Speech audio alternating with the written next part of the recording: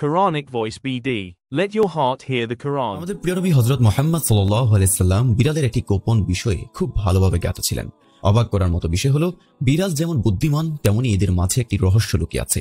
মুহাম্মদ সাল্লাল্লাহু আলাইহি সাল্লাম একদা নিজের সৈন্যবাহিনীর সাথে নিয়ে যুদ্ধে যাচ্ছিলেন। তখন রাসূল সাল্লাল্লাহু আলাইহি সাল্লামের সামনে একটি বিড়াল চলে আসে এবং সেটি গর্ভবতী ছিল। আর এটি দেখে রাসূল সাল্লাল্লাহু আলাইহি সাল্লাম সাথে সাথে তার সৈন্যবাহিনীকে অন্য রাস্তায় ফিরিয়ে নিলেন, যাতে করে সেই গর্ভবতী বিড়ালের কোনো সমস্যা না হয়। আর একজন সাহাবীকে সেই বিড়ালের দেখাশোনা করার জন্য রেখে দিলেন, কেননা যুদ্ধের ময়দানে যাবার চাইতেও সেই গর্ভবতী বিড়ালের পরিচর্যা করা অত্যন্ত জরুরি। সুবহানাল্লাহ। তারপর মহানবী সাল্লাল্লাহু আলাইহি সাল্লাম তার কাজ রেখে যখন বাড়ি ফিরছিলেন, তখন সর্বপ্রথম যে রাস্তায় বিড়াল রেখে গিয়েছিলেন সেখানে পৌঁছান এবং পরক্ষণেই সেই বিড়ালকে তার সাথে করেই নিয়ে যান। সেই বিড়ালের নাম রাসূল সাল্লাল্লাহু আলাইহি সাল্লাম মাইজা রেখেছিলেন। তারপর বাকিটা জীবন সেই বিড়ালকেই তার সাথে রেখে দেন। একবার রাসূল সাল্লাল্লাহু আলাইহি সাল্লাম ফজরের নামাজের জন্য উঠলেন এবং দেখতে পেলেন সে বিড়াল তার নামাজের মুসল্লায় শুয়ে আছেন। শোনা যায় রাসূল সাল্লাল্লাহু আলাইহি ওয়াসাল্লাম ঘুম না ভাঙানোর জন্য যায় নামাজের সে অংশটি কেটে নিয়েছিলেন। আল্লাহু আকবার। একটি হাদিসে মহানবী সাল্লাল্লাহু আলাইহি ওয়াসাল্লাম বিড়ালের উপর অত্যাচার করতে নিষেধ করেছেন।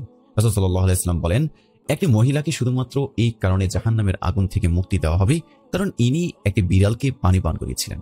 বিড়ালের ব্যাপারে রাসূল সাল্লাল্লাহু আলাইহি ওয়াসাল্লাম 1400 বছর আগে যা বলে গিয়েছিলেন, আজ বিজ্ঞান বিভিন্ন যুক্তির মাধ্যমে সত্যতা প্রমাণ করতে পেরেছে। হযরত আদম আলাইহিস সালামের পর আল্লাহ রাব্বুল আলামিন সর্বপ্রথম দুটি জন্তুকে সৃষ্টি করেছেন, যে দুটি জন্তুর মধ্যে একটি হলো সাপ আর একটি হলো বিড়াল। আর এই বিড়ালের মাঝে আল্লাহ রাব্বুল আলামিন বিশেষ কিছু গুণাবলী রেখে দিয়েছেন, যেসব গুণাবলীর কারণে মানুষ নানানভাবে উপকৃত হয়েছে। বিশেষজ্ঞদের মতে বিড়ালের নিঃশ্বাসের মধ্যে আল্লাহ রাব্বুল আলামিন ডিপ্রেশন রোগীদের চিকিৎসা লুকিয়ে রেখেছে, কেননা এদের লোমে স্যালমোনেলা নামক এক বিশেষ ধরনের ব্যাকটেরিয়া পাওয়া যায়, আর এটি মানুষের ডিপ্রেশন কমাতে সাহায্য করে।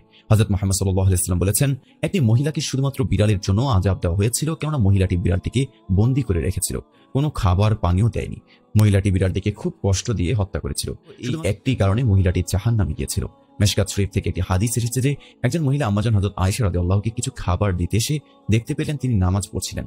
এই দৃশ্য দেখে খাবারগুলোকে তিনি সেখানে রেখে যান। পরে সেখানে একটি বিড়াল আসে, কিছু খাবার সে খেয়ে ফেলে। অতঃপর আম্মাজান আয়েশা রাদিয়াল্লাহু সে স্থান থেকে খাবার খেয়েছিলেন।